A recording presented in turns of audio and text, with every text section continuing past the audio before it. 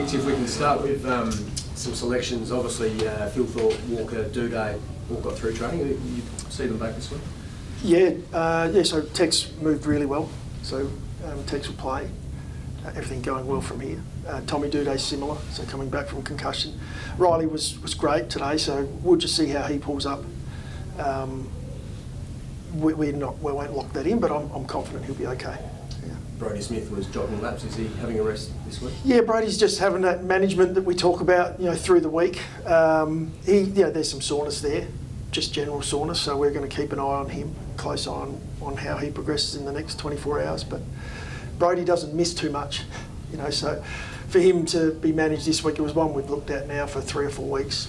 Just at what stage does he need a main session off? The only other issues that you got selection-wise, fitness-wise, or? No, there's nothing else. Our main issues are now getting back to that footy that we've played throughout the year, and we dropped away on the weekend. So the boys were hungry this week. We got a double session in with a slightly longer week. Tuesday was very much about executing, and today was a bit about the slog. So it was perfect. The rain came in, and we were able to, get him and under and get back to the contest. I know you're probably looking ahead at Brisbane already. Just touch on what the player feedback was from the Bulldogs game and the review.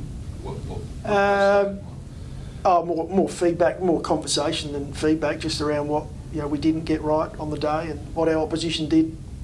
Probably more so.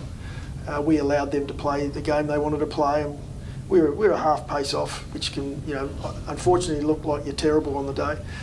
So really disappointed, but confident we know what it is. And when you're across the board, just not quite at the level you need to be, you get exposed at AFL. Was it a bit of a reality check for maybe some of the younger players? No, it's not a reality check. We know that. It's the ability to do it week in, week out becomes a challenge. I think the more experience you have, the more you learn. You're able to grind through a season, and this is the part of the season that becomes tough for everybody. You want to be doing the simple things right when you get to this part of the season. The conditions change. We're expecting it to be wet on the weekend. Doesn't mean it will be, but if it is, then your game's got to change with that. And we didn't adjust on the weekend, unfortunately. Our opposition did. Does the weather even up the contest? How do you see? Does that bring Brisbane into it? Is that? Yeah, giving you the. Or you're talking about us, yeah. You tell me. Look, they're a great side. They're a benchmark side. They're in form. They're red hot at the moment. It's win after win. Watching their stuff back, they're a very good side. We've watched them for years. In fact, I see Fags as a little bit of a mentor. He's had many discussions with me about footy and about the processes that he's gone through and the experience he's had. Respect them for what they are, but we, this is on our home deck, and we enjoy playing footy in front of our fans, so we're looking forward to the challenge. Practically, is there any extra instruction, or how would you adapt your game plan if conditions do make it difficult to play the sort of silky, skilled footy that you like to play? Yeah, well, we got a really good learn on the weekend about probably what it doesn't look like. It wasn't wet as such on the weekend, but it was challenging, the conditions. So we're looking forward to that. And as I said, we got exposed to that today at training. We were able to work on getting in at the contest and making sure. Last week we were demolished in that area. The sort of numbers we put up last week is things we haven't done for a long time. So we're confident that won't happen. And we know the game plan we've got to bring, and we know Brisbane will bring that as well, same as the Bulldogs. Nearly at the end of that kind of tough run that everyone was kind of saying, we'll see maybe where the Crows are at. How are you kind of looking at themes after, playing Geelong, Collingwood, Western Bulldogs? Yeah, well, we still feel like we're playing some good footy. You're only as good as your last game, unfortunately. So that's the one that everyone's focusing on at the moment. But we're focusing on the footy we've played right throughout the year, especially through this patch you talked about, which was a really tough stretch for 4 weeks, both where we were expected to play, on the road, the venues we were at, but the opposition more so that we were up against, some of the best teams in the competition that are sitting up fighting for top 4. We knew it was going to be a challenge. We played some great footy throughout that period, and we've got to get back to that if we want to get a result Sunday. Has Josh Worrell a chance to come back in and train with Lions today? Yeah, he is, Josh. Yeah, he's done really well. He's we go back to pre-season. He was probably our best player on the track. In fact, take the word probably out, he was our best player.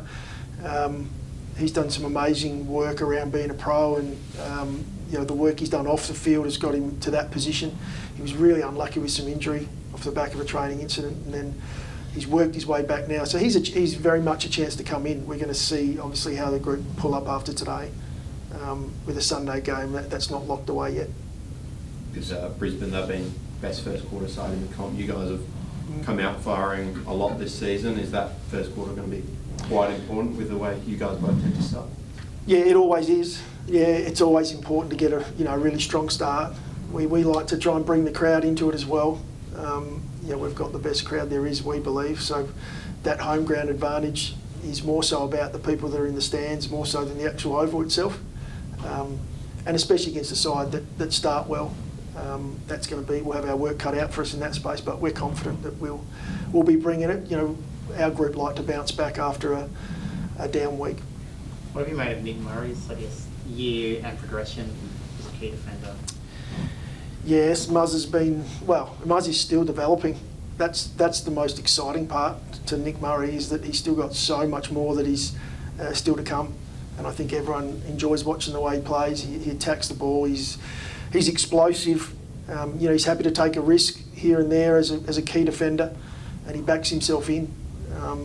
He's still so raw.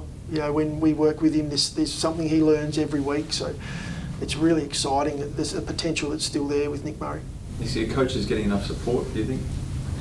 Yeah, I think the coaches are. I've got incredible support at this footy club, both inside the walls here, and I get amazing support from home. So, I'm a lucky man. And that's probably where a little bit of the voice is coming at the moment, is I get so much good support around me. We just want to make sure those people are looked after. Broadly, do you think coaches take on too much? I've seen a few step away, and is it the job? Is it the scrutiny? Why do you think it happens? I think that we get into this job because we just love pressure, and that's how we've grown up. You see a lot of ex-footballers in. That's that competitive edge that you need to have. We embrace that pressure. It's a bit of a privilege, that pressure. We can go a little bit too far, I've got no doubt, but if you have the right people around you, then that support's there to sometimes pull you back, and that's what I've got. I'm extremely lucky. A lot of it's not luck too. We make sure we get the right people in the footy club, but the support's there, and you just need to know when you've got to pull it back a little, because it becomes all consuming. But that's why we're in it. Justin Longer said he wouldn't mind seeing an increase in the soft cap, just to give coaches a bit of extra resource and a few other bodies to sort of handle a bit of the workload. Would that appeal to you? How would that change things if you were able to do that?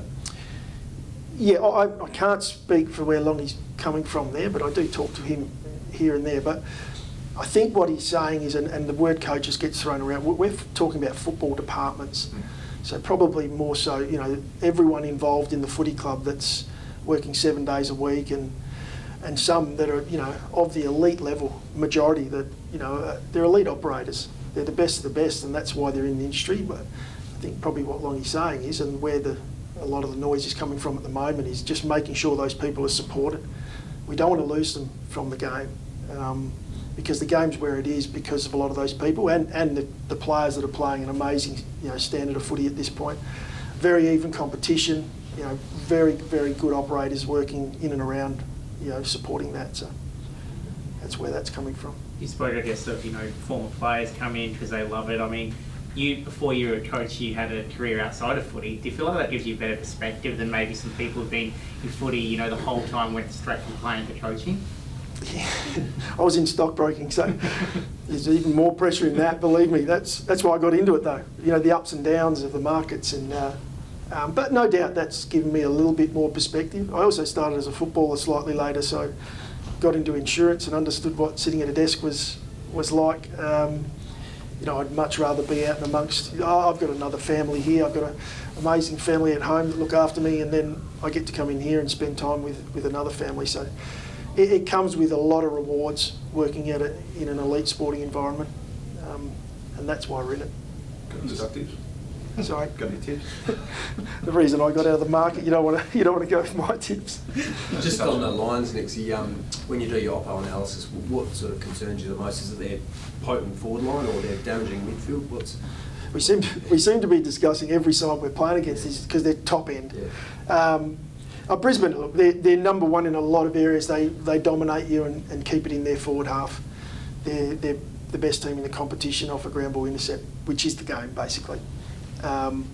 We're actually improving in that space. We've done so much work on it. So we actually get ourselves to this point now where this is exactly what we're after. You know, the ultimate challenge against the best ground ball intercept team in the competition. And they are that because of the way they set up structurally. They've been playing together for a long period of time, and they've got some real talent. Huge challenge, but one that our guys will embrace. What are the keys to beating that?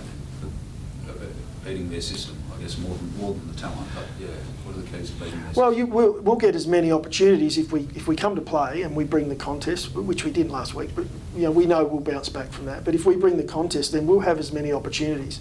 It's a matter of then converting and executing when it's your opportunity. That's what Brisbane do better than most. When they get that ball back off you, they're able to go and punish you on going the other way. So we're going to have to take our chances when we get them.